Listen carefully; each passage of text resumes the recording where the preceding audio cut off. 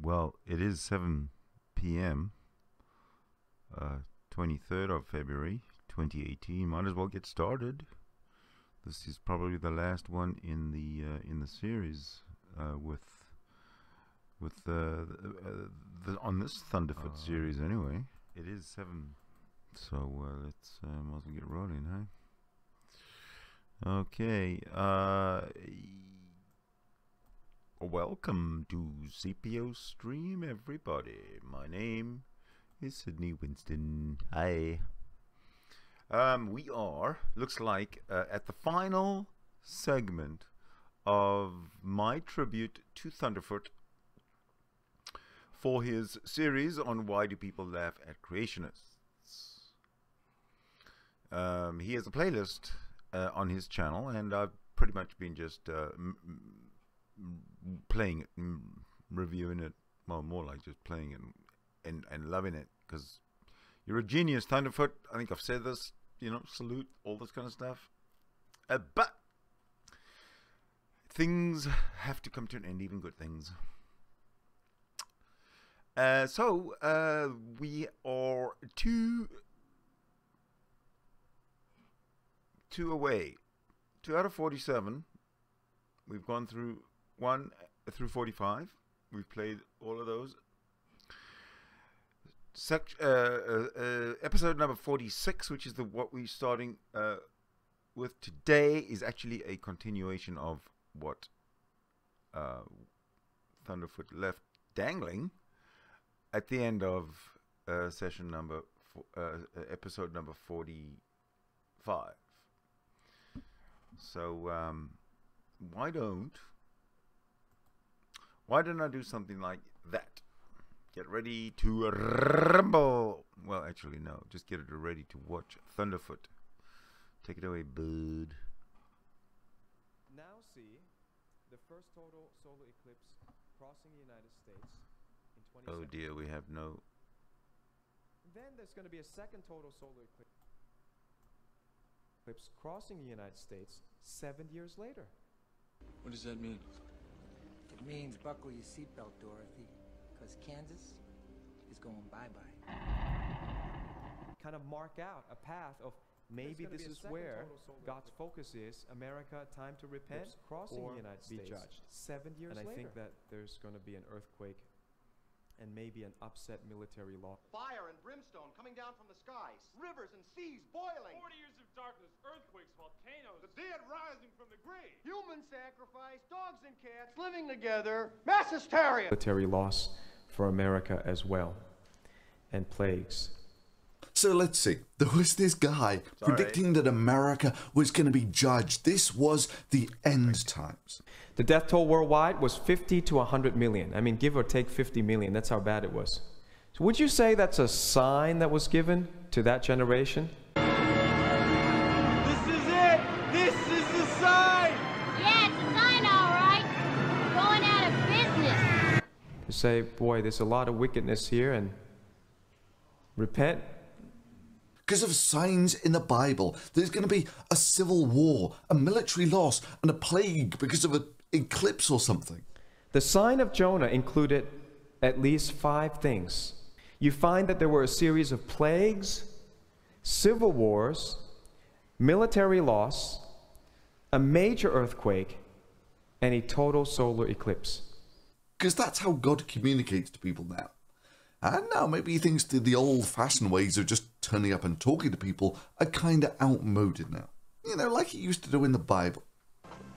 I am the God of thy father, the God of Abraham, the God of Isaac, and the God of Jacob. In fact, it's one of the most amazing things about the Bible is in the beginning, when Moses leads his people out of Egypt, you know, when God kills all of the firstborn. For I will pass through the land of Egypt this night, and I will smite all the firstborn in the land of Egypt, both man and beast. Yep, that's right, God's going to kill all the firstborn of the beasts. And against all the gods of Egypt I will execute my judgment. I am the Lord. And the blood shall be to you for a token upon the house where ye are. And when I see the blood, I will pass over you. And the plague shall not be upon you to destroy you when I smite the land of Egypt. You know, that was back in the days when a sign from God was when he talked to you. Which wasn't schizophrenia, of course. But whatever.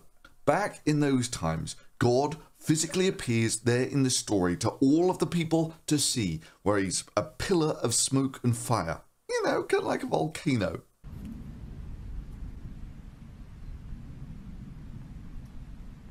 And he performs genuine miracles for them. Nothing obvious, of course, like transporting them to the promised land, which would be safe, efficient, and wouldn't require the needless slaughter of Egyptians. Now, that would be far too obvious. He needs them to wander in the desert for 40 years. In fact, fun fact, it's about 700 kilometers from Egypt to Jerusalem, so it would take you about 2 or so weeks for someone with purpose to walk that. And it took Moses and crew about 40 years, giving him an effective travel rate of about 0.002 kilometers per hour. That's about 20 times slower than a snail. But the miracle he does do for them is he parts the Red Sea for them and makes manna fall from the sky. The Lord of hosts will do battle for us. Behold his mighty hand.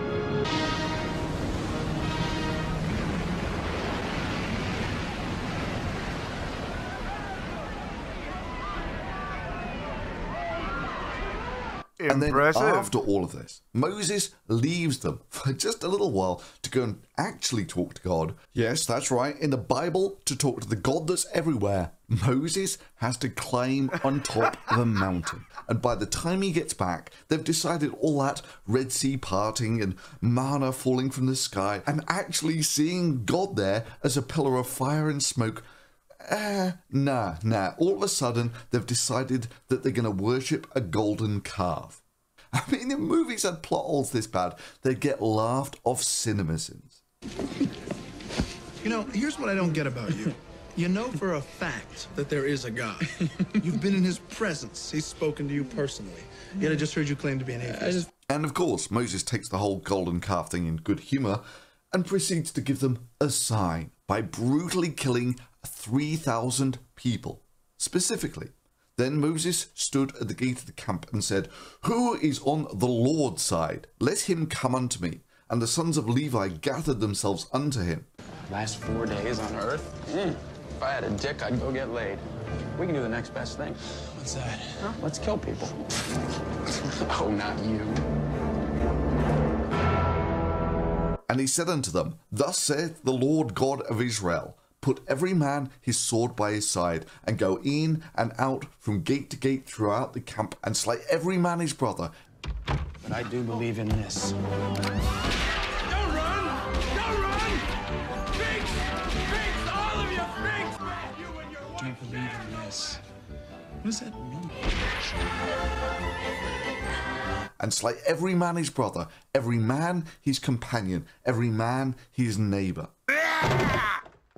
Hey, so that's a pretty reasonable reaction, huh? And the children of Levi did according to the word of Moses, and there fell of the people that day about 3,000 men.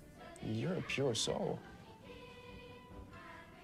But you didn't say God bless you when I sneezed. Loki? You're getting off light. Loki! I know, I'm coming. Anyway, back to this guy. And I just want to stress, this guy's beliefs are mainstream. They're not some strange little niche or some bunch of freaks or weirdos like Antifa or social justice warriors or something, where there is zero chance of you actually finding one of their videos with over 1 million hits and a 95% approval rating. This is the 40 or so % of America who think that Jesus is coming back in their lifetime. So in light of that, I'm going to summarize as quickly as I can what happened in the last episode of Why Do People Laugh at Creationists, just to bring us up to speed to the levels of crazy that we're looking at. But if you've got a good memory, or you've just watched the previous video, you can skip forward about 3 minutes. Now, as I said to you, the Hebrews, every one of their letters means something. Each letter has a gematria value. The last letter of the Hebrew alphabet is Tav. And the letter, or this letter, is associated with the image of a sign. It means a sign. And guess what? Its gematria value is 400. He then goes on to say that the Earth is the only place in the solar system that gets total solar eclipses. Do you realize that a total solar eclipse is only possible on Earth? No other planet that we know, certainly no planet that we're aware of in the solar system, can experience a total solar eclipse. Which is almost as wrong a statement as you can make, with everybody in the solar system, which is a moon, with the exception of Mars, getting total solar eclipses. He then goes on to say that the Earth can only get total solar eclipses because the Earth is exactly 400 times further away than the moon. But at the same time, the sun also happens to be 400 times farther away than the moon. Which, of course, it isn't. It varies by about 10%, a mere 40 or so thousand kilometers. He then claims that God communicates with people by signs. If God had to make signs to wake up the church, I don't think we could get more of a sign. This is more than any generation that we have seen. Claiming that there was a total solar eclipse sent as a sign to Nineveh. There was a sign given to Nineveh called the sign of Jonah. Today, Nineveh is called Mosul, so there's Mosul right there. Except, of course, the total solar eclipse missed Nineveh. I know, details. But if you actually had to be accurate, then you would never find any signs in this strange numerology. A sign includes things in the sky and gematria, biblical gematria, not some strange numerology. So the solar eclipse happens at the 1st of Elul, which means the harvest begins. The word harvest means gathering of crops, ripened crops, a supply of anything gathered at maturity and stored. Yep, that's right. God's going to harvest and store your souls. What a nice guy. Bringing some new life to the old Christian saying, "The Lord is my shepherd," without realizing the obvious that shepherds eat sheep. You might want to think that metaphor through a little harder. The verb to harvest means to gather, to reap, to catch, to take, to remove. How interesting. An interesting prediction, but harvest time happens the same time every year. Even more amazing, he draws the conclusion that the eclipse happens on the 1st of Elul, which is the Hebrew for harvest time. So the solar eclipse happens at the 1st of Elul, which means the harvest begins. You're kind of missing the obvious point that the Jewish calendar goes by lunar cycles anyway. So whenever an eclipse happens, by definition, it's the 1st of the month. Till he gets to this level of stupidity. And by the way, this is also partially scientific because a lot of the geologists, they never can predict earthquakes because they look down. God always says, look up. There are now scientists who are looking up at solar activity, sunspots, coronal hole mass ejections, these things. And then they make predictions of earthquakes. And so far, they have been doing it better than people who look down. Bullshit. By the time it gets to Earth, there's virtually no energy in a solar mass ejection. Now, sure, it can make a mess of electronics, but tectonic plates aren't electronic. They don't conduct electricity. Hell, you can even plot up the earthquakes versus solar flare activity, and guess what? You find there's no correlation whatsoever. Now, as many of you will know, the moon and the sun are key influences on the tides via gravity. Right. And of course, those tides don't occur just in the water, but in the body of the Earth. Much smaller, of course. But those body tides do actually cause some stress when the sun and the moon are aligned. But that's more or less what happens every month, every new moon, whether there's an eclipse or not. Further, the effect of that stress on causing earthquakes is tiny. So, for instance, the chances of a large earthquake in California are about 1 in 10 or so years. So that's 1 in every 3 or so thousand days. Now, NASA reckons it might increase the chances of an earthquake by about 3 times. So on the day of the new moon, it'll be about a 1 in 1,000 chance of getting a large earthquake in California. In terms of coin flipping probability, what that means is on your average day, the chances of a large earthquake in California are about those of flipping 12 coins and getting all heads. While on the day of the full moon, it's the equivalent of maybe flipping 10 or so coins and getting all heads. But I want to show you something else that might be a clue. If you look at the path of totality of the eclipse, and then you look at this earthquake hazard map, which is put out by the USGS, this is FEMA's projected earthquake damage zones. The red would be the worst. Yellowstone's there, New Madrid's there, and the sun marks it out. On the 21st of August, the sun says we're crossing all of those earthquake zones. And you'll be stunned to note that in this case, the moon's shadow going over an earthquake zone caused no earthquakes. So much for prophecy. But even at that, so what? We know what causes earthquakes, and it's tectonic plates grinding against each other, not God's judgment. And tremendous pressure builds up.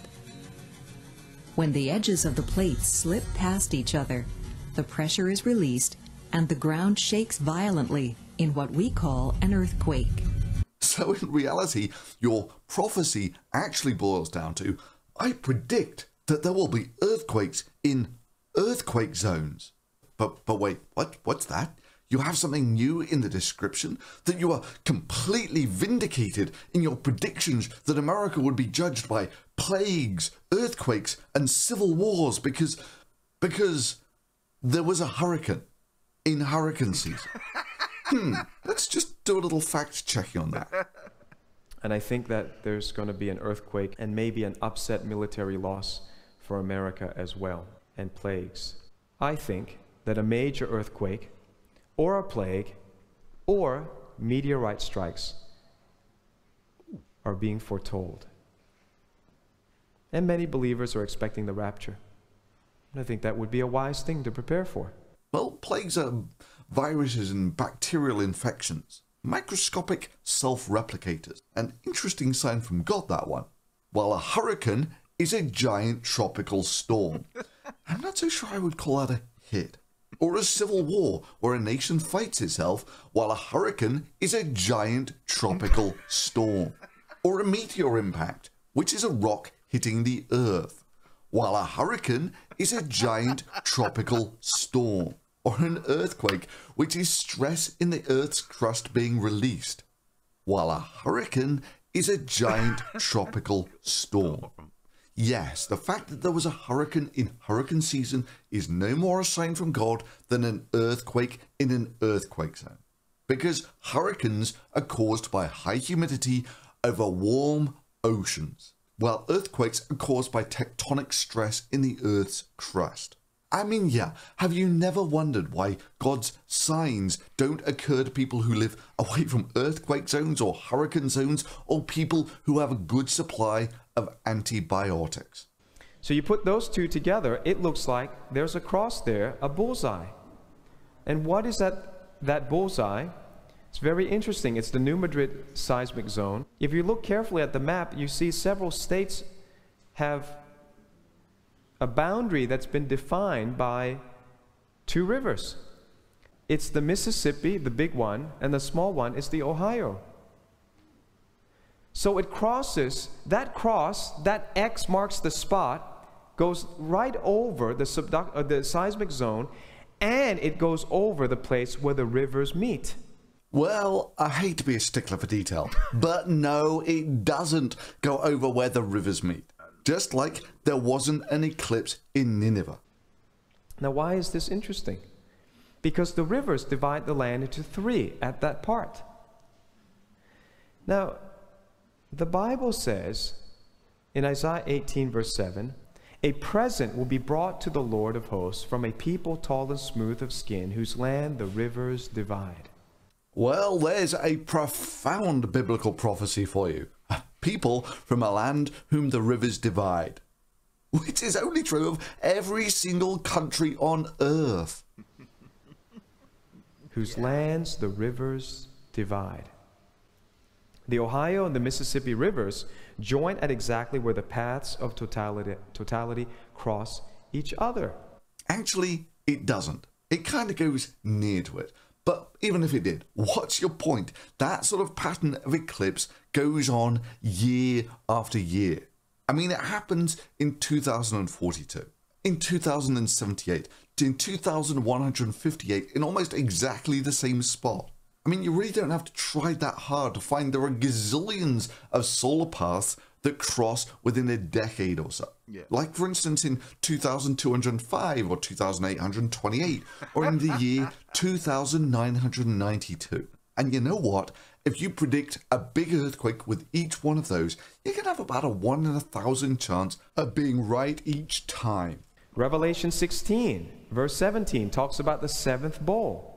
This is the very end of the predictions of Revelation. Then the seventh angel poured out his bowl into the air, and a loud voice came out of the temple of heaven from the throne, saying, "It is done." Verse 20, the final event. And great hail, that's meteorites, fell from heaven upon men. Actually, no. It says hail, great hail, would fall from the sky, which is ice, you know, frozen water, not rocks. You know, if God wanted to write a book about rocks falling from the sky, you might have thought he would have actually said, and then rocks will fall from the sky. Men blasphemed God because of the plague of the hail, since the plague was exceedingly great. Got rocks falling on your head? You should know it's time to repent. America is the linchpin hindering the spread of globalism. I didn't say global trade. We like free trade because that's choice. That's not force. But globalism means total political control over your personal data, your personal finance, your personal movement. In one word, your personal life. Globalist forces that control the Democratic Party and the Republican leadership are launching an attempt at a civil war in America. We have the sources. This guy was connected to Antifa and connected to Islamicists. That's now emerging. So bombshell event. So globalism here seems to be some weird libertarian boogeyman. And some bureaucrat that doesn't know me wants to control everything about me? No, thank you. That's globalism. And America, especially under Trump, is hindering that. Trump is a setback to globalism. This is being done so they can politically break this country's back and make us domesticated slaves. Bottom line, that's what this type of stuff is for. What's the New World Order? It's enslaving humanity to the Western banking system. But the thing that gets me is the sky is entirely white. It's the middle of the day, the sun is out, see it? The sun's out. Everything is as usual except for the fact that the sky is entirely white. They literally have the ability to blot out the sky. Paul Joseph Watson with Infowars.com.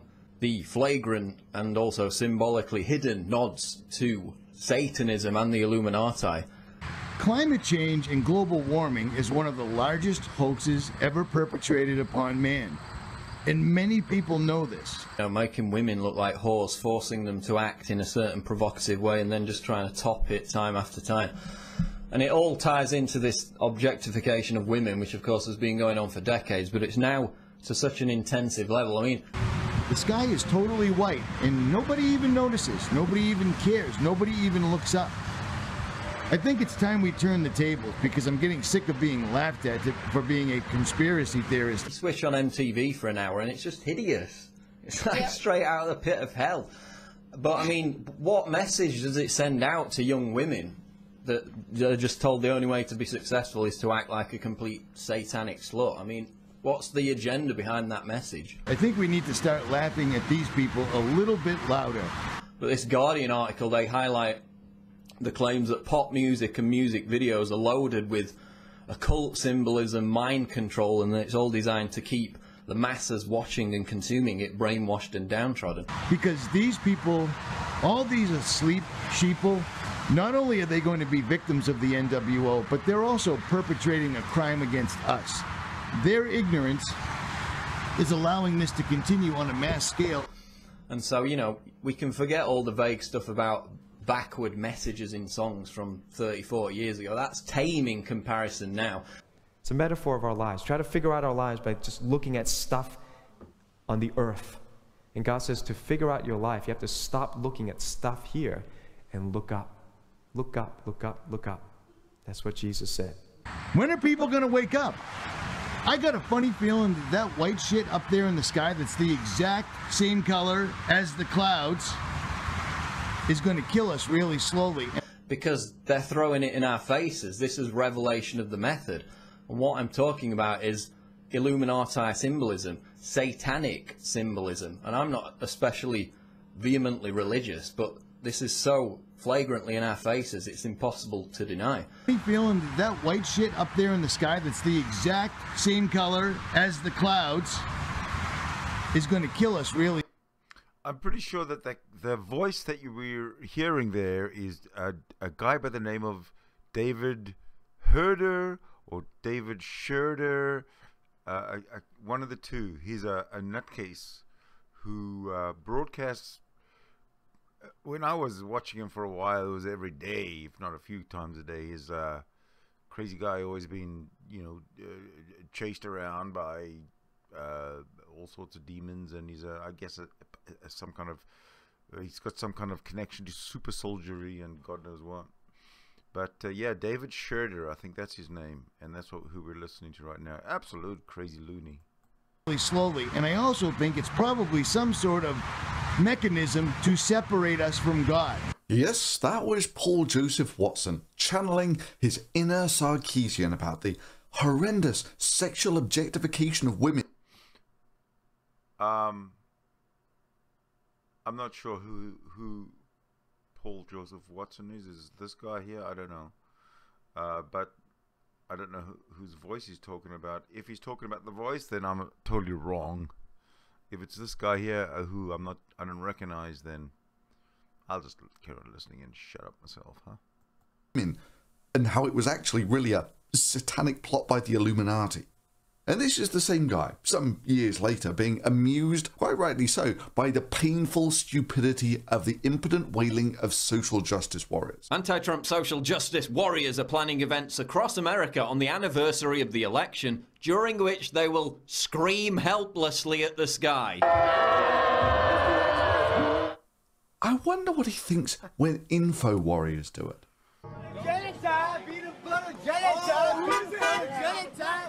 You're going to jail, you New Orleans scum! We got you! We got you! Yeah!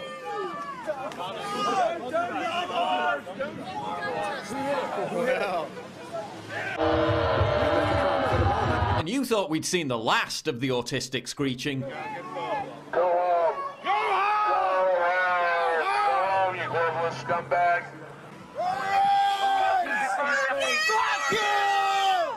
Oh, you want your New World Order, huh? Even the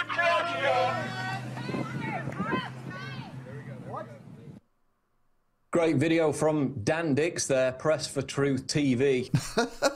No, Paul, that's a pathetic band of neckbeard New World Order info warriors impotently wailing and autistically screeching at cars.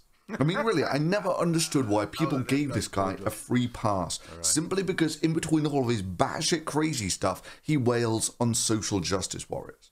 I mean, I watched 3 videos of his from a few years back, only to be immensely entertained by this from 2011. And you even have a 58% of Democrats think the country's heading in the wrong direction, so he's lost his base as well. And I mean, that's obviously come about, it's intensified as a result of this debt crisis. But you know what the White House advisors are saying? Terror attack is the thing that will help Lord Obama. Well, yeah, numerous White House advisors, former Clinton advisors, have said that the only thing that's going to reverse his fortunes is an OKC-style attack, something similar to the Norway massacre last week.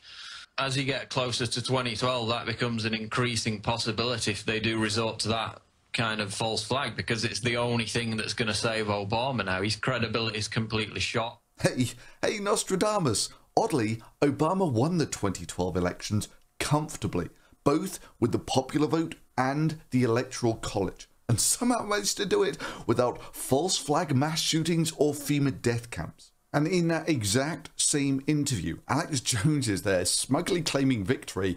I want to play this news clip, though, from 3 years ago about the troops on the street, because now here we are 3 years later, and it's actually happening. We'll be right back with your phone calls. I mean, you remember 2011 when there were all those troops on the streets and it was the end of democracy in America, right? I mean, it just stuns me how people can make such wildly inaccurate predictions and not have it impact their credibility. Is it not time for impeachment hearings against Obama? I mean, what do we do politically to really try to prosecute Hillary Clinton? Well, you remember this, the best thing that we have going with Obama is he's got a year left, okay? Because, you know, by the time you do the hearings and everything, I don't, you know, it's going to implode anyway. In 2017, Obamacare blows up. It's over. I mean, it's over, and everybody knows it, and they're doing big stories. Even the ones that were for it are saying, uh-oh, this isn't working. If you look at anything having to do with Obamacare right now, it's over. Get rid of it, and we can come up with a phenomenal plan that's much better for the people. The people are getting killed with that. They really know that we've reached the crossroads where the country's done as a third world nation within a few more years. Forget Donald Trump in 4 years. If this happens, we're done. I mean, we're talking about resurrecting the dead here. And there are globalists that want to have a world government, a system run by select crony capitalists, using socialism at the grassroots to make people dependent. I'm not sure if you go another 4 or 8 years with the insanity and the stupidity of these leaders, I'm not sure you're going to be able to turn it around anymore. I think it could be over. Question, what type of an elite wants a Cloward and Piven bankrupt the country so socialists can run it and we all get handouts? What type of an elite is that? I mean, you've been around these people. Are they mentally ill, Donald Trump? Well, we have to make our country rich again. You know, the other day I said to a woman, our budget, at least get it damn close and soon. We're not going to have a nation anymore. We're a third world country. Donald Trump, you know, you don't want to be free or you're going to be slaves. Donald Trump's agreed to stay a few more minutes with us, and he brought up... So I wrote a book called Crippled America. It's doing fantastic business. I don't know if you can see that thing right up there. We can.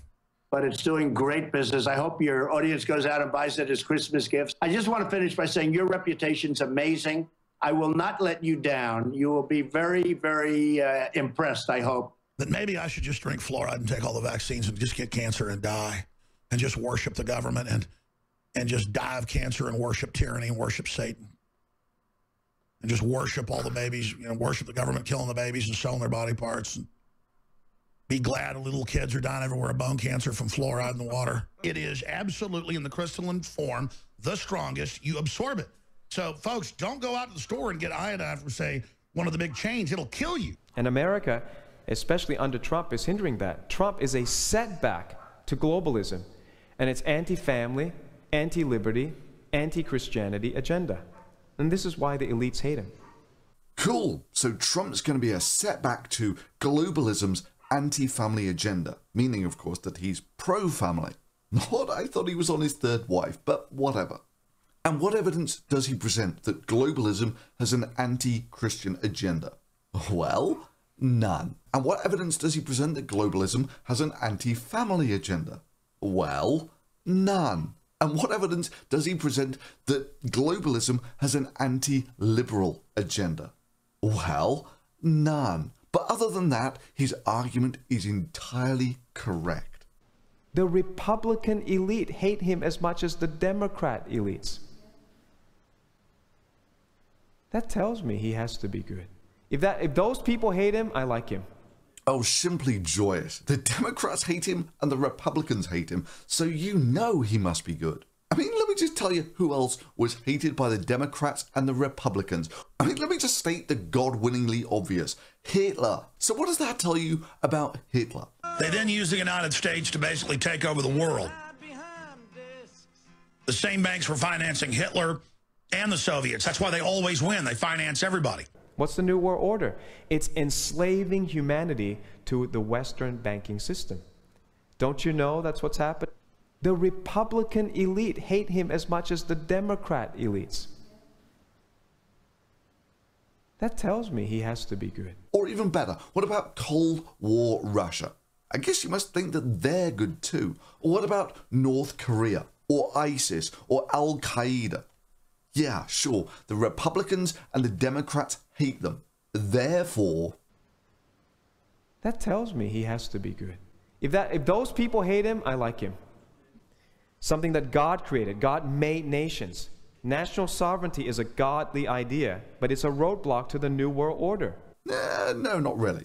The only time this really crops up in the Bible is when God tells Moses, after they've wandered in the desert for some 40 years, a trip that should take about 40 days, that he's going to give them the land of Israel. And all they've got to do is kill everyone who's there or move them off and take their land. That's how God gives people land in the Bible. No, I know. Technicalities that nowadays we would call that ethnic cleansing and genocide. The main enemies of globalism are Trump, Russia, Syria, and China. In fact, if Trump's getting educated fast, he likes to talk with people, he likes to hang out with people who have the right information. No, Trump is an idiot who has learned nothing. I mean, surely it must be obvious to everyone by now that Trump is just a platitude and insult-spewing automaton. It's his substitute for actual achievement. Trump doesn't like... Okay, I gotta stop it here and let you know that I am a Trump supporter. Disclaimer. So, Thunderfoot, maybe at the end you'll be proved right, but at this point, I am not convinced about your claims about Trump. Like something that is sad, pathetic, crooked. You just won't believe how bad it is. And if he likes it, then it's great, terrific, wonderful. You just won't believe how amazing it is. Trump is just a very good used car salesman. At Trump University, we teach success. That's what it's all about, success. It's going to happen to you if you don't learn from the people that we're going to be putting forward, and these are all people that are hand-picked by me. Well, according to his own depositions, he did not personally select instructors for live seminars. Then you're just not going to make it in terms of the world of success. Many instructors and mentors had no experience buying or selling real estate. In fact, one had worked as a salesman for Lowe's, and another had been manager for Buffalo Wild Wings. We started looking at Trump University and discovered that it was a classic bait and switch scheme. It was a scam, starting with the fact that it was not a university. You must be very aggressive. One passage from the playbook reads, if they complain about the price, remind them that Trump is the best. Nobody can do it like me. Nobody. Nobody can do it like me. Honestly. Nobody's stronger than me. Nobody has better toys than I do. There's nobody bigger or better at the military than I am. Nobody loves the Bible more than I do. You might laugh, but that is the same technique that Trump has been using to run for president, and apparently it f***ing works. Nobody builds walls better than me. Nobody's better to people with disabilities than me. Nobody's fighting for the veterans like I'm fighting for the veterans. There's nobody that's done so much for equality as I have. Because the playbook tells his salespeople, you don't sell products, benefits, or solutions. You sell feelings. There's nobody more pro-Israel than I am. There's nobody more conservative than me. There's nobody that respects women more than I do. Nobody would be tougher on ISIS than Donald Trump. Nobody's ever had crowds like Trump has had. There's nobody that understands. If they complain about the price, remind them that Trump is the best. The horror of nuclear better than me. And nobody even understands it but me. It's called devaluation. Nobody knows more about trade than me. Nobody knows the game better than I do. Nobody's in the history of this country has ever known so much about infrastructure as Donald Trump. Nobody knows politicians better than I do. Nobody knows more about taxes than I do. Nobody knows more about debt than I do. Nobody knows the system better than me. Sorry, Trump is not running some sophisticated game of 4D chess here. No, he's not learned anything. Look, realistically, people's ability to reskill becomes progressively less with age, which is why the current president of the United States can't even use email. But take it from me, if he just watched this video, he would know. If you just make an alignment between America, Russia, China, and Syria, globalist power is over until the tribulation, until Christians are out of here. What? Syria is essentially a failed nation with less than 20 million people in it. Why do you need them in this strange alliance? An alliance between Trump and the quasi-dictatorships of Russia and China. My last point here is, a lot of people will say, God will not do this. God's not going to judge America. And in a certain sense, it's true. It's not yet the time that God's going to judge America. We use this term loosely, God's judging. Well, not really. It's just you're reaping what you sow. There's a quote that's attributed to him, ascribed to him. America is great because America is good. So the American brand of Christianity is pretty near heretical. The pulpits are not fiery like they were in 1776. Cool. So when America was good, it had slavery. But hey, maybe you don't believe America was bigly into slavery when it was founded. So let's just see what Trump had to say about George Washington. No, George Washington was a slave owner. And then he made this prediction: when America ceases to be good, America will cease to be great. How about Thomas Jefferson? What do you think of Thomas Jefferson? You like him? Okay, good. Are we going to take down the statue? Because he was a major slave owner. And of course we have these inspired words from Prague University, which, just like Trump University, also isn't a real university. The one thing God declares is that he took the children of Israel out of slavery and into freedom. That's how much God hates slavery and how important God considers freedom. The founders of America based their entire view of America on this belief.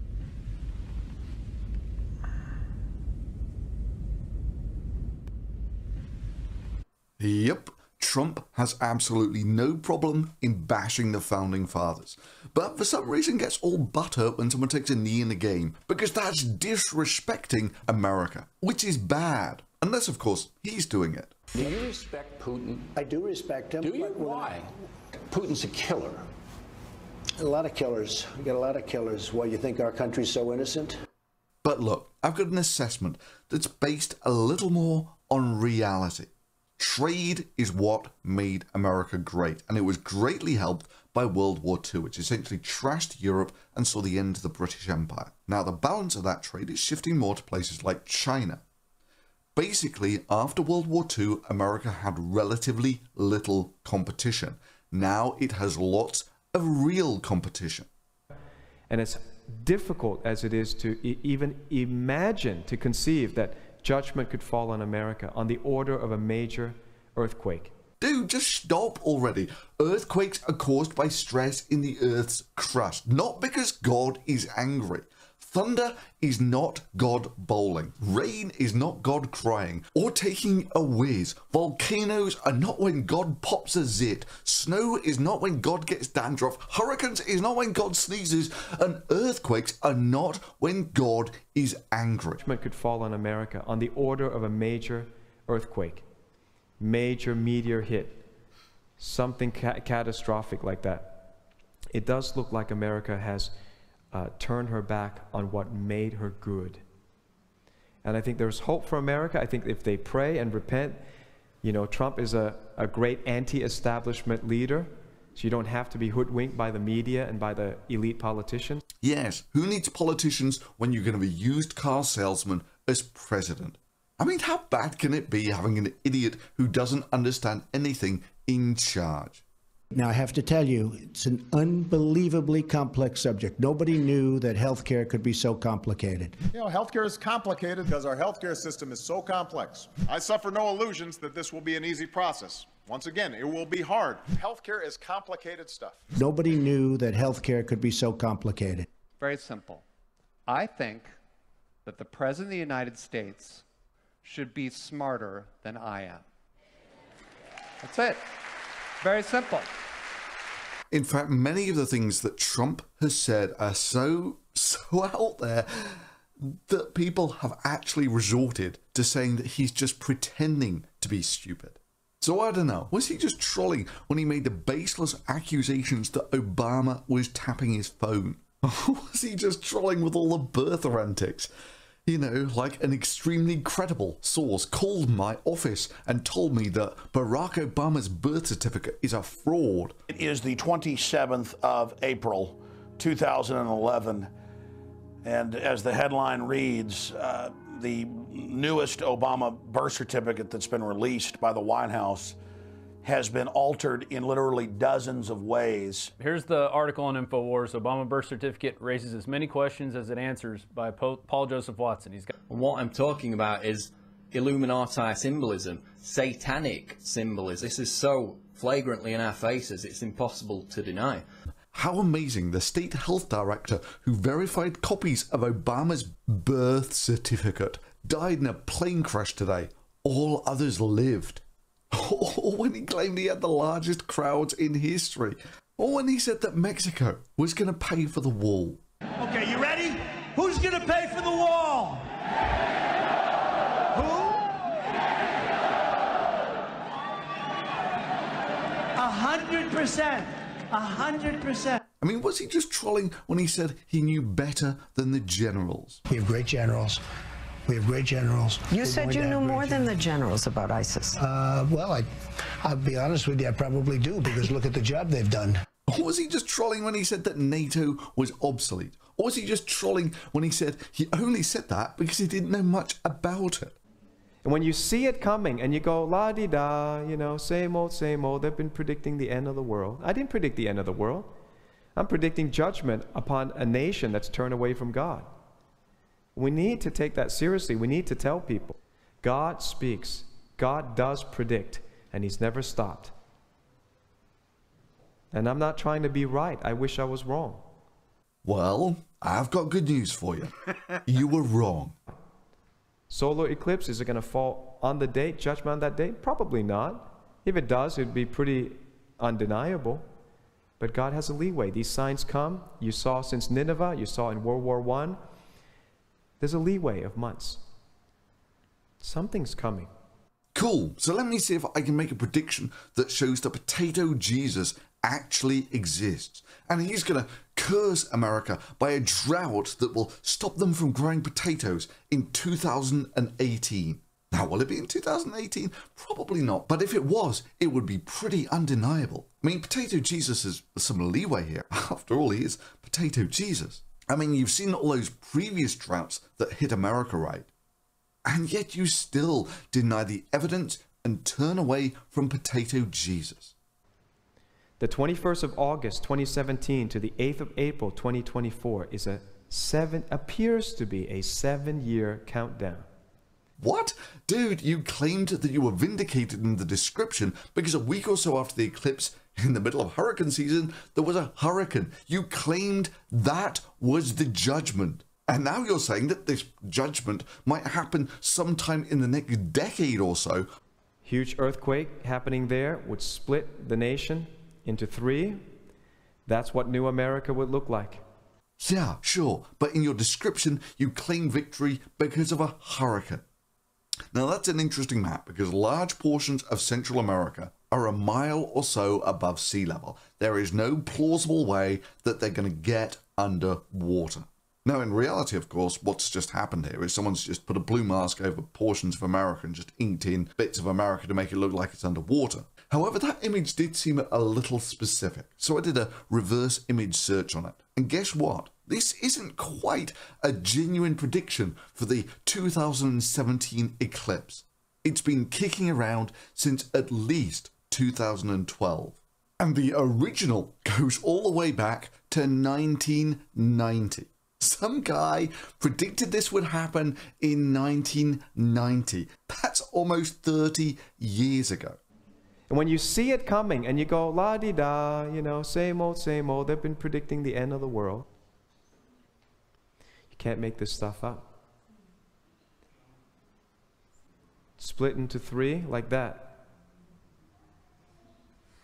Is that what I'm prophesying? No. I'm just saying that's entirely possible. And it would be wise to make some preparations. Oh, you absolute wuss. You spend all of this time saying that things are going to happen because it's biblical prophecy and God is so clear about these things. But then you cover your ass and say, it might not be going to happen. Well, I can play this game. Potato Jesus. There's going to be a big international sign and it's going to be given to the world tomorrow. Now, do I believe there's going to be a big international sign? No. But I think it would be a wise thing to prepare for. Wow. Genius prediction there, dude. And before I leave you with one last epic moment of Zen, let me just say a big thank you to all those who support this channel through Patreon. And if you want to support sane media like this, you'll find the links below. Remember, 22 is the number of? Anybody alert here? I've had this book out for 10 years. Do my church members read this? 22, number of the Jews.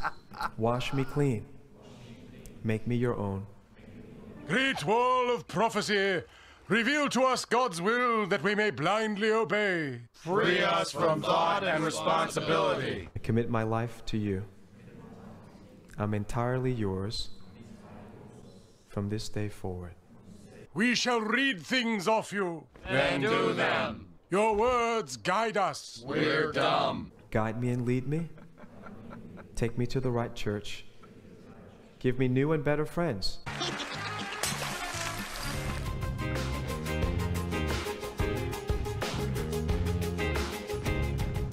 Oh man, that is good stuff. That is very good stuff. Dude, alright, let it run through and then I'm gonna stop it because we got one more to go. We got one more to go, darlings.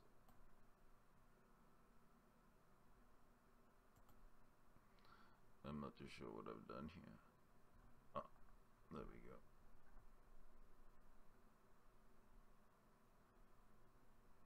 $46.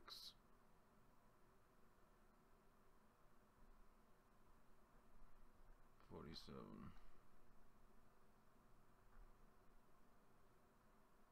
Aha.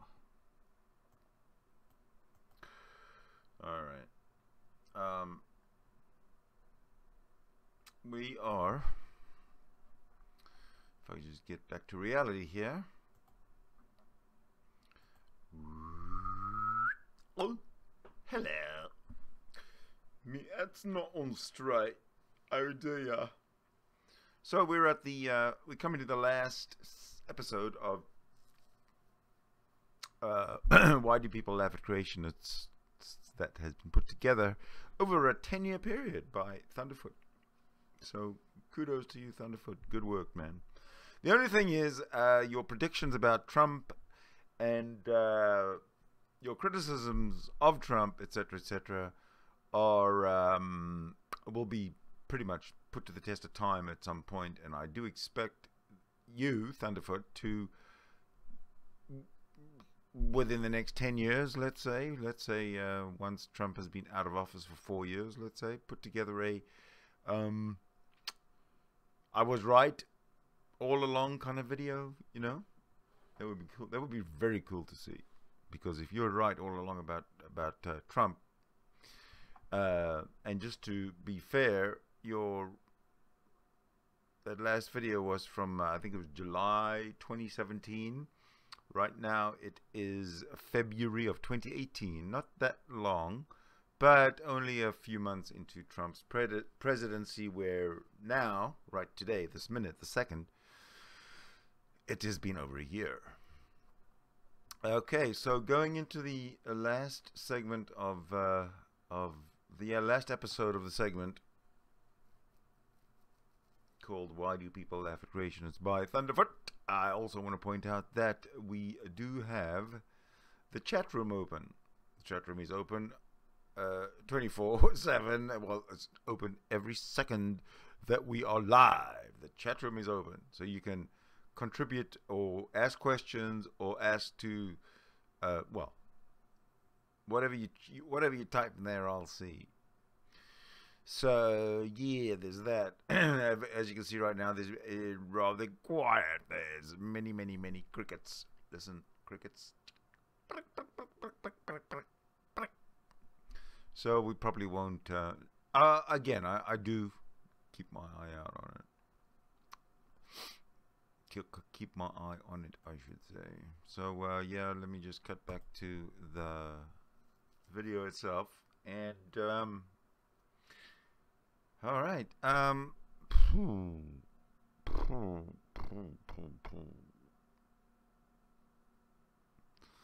It's a 47-minute video, so there's no point in wasting any time. Let's just go. Now see the first total solar eclipse crossing the United States in 2017. Then there's going to be a second total solar eclipse crossing the United States 7 years later. What does that mean? It means buckle your seatbelt, Dorothy, because Kansas is going bye-bye.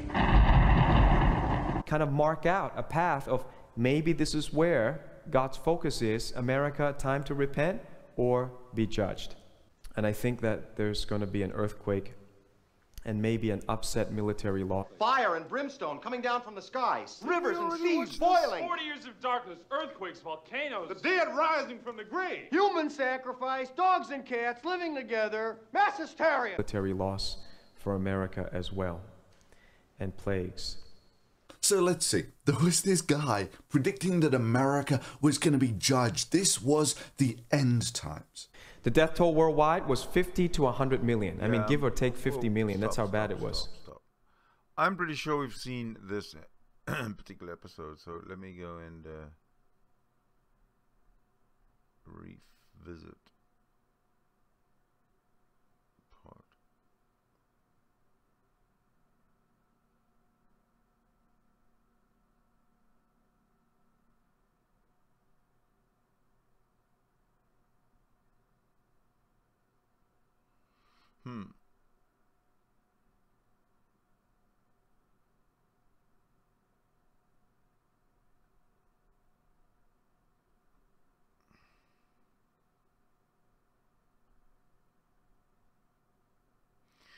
I think somehow or other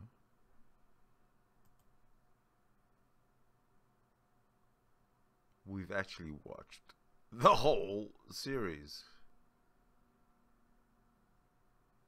without me realizing it. Well then, I tell you what, because maybe I wasn't paying attention or something, I'm just going to say that's it for the Why Do People Laugh at Creationists series by Thunderf00t. I didn't realize that we'd finished the whole thing up, and I'm not 100% sure that we have even right now, so I'm going to say sayonara, like a ciao and everything,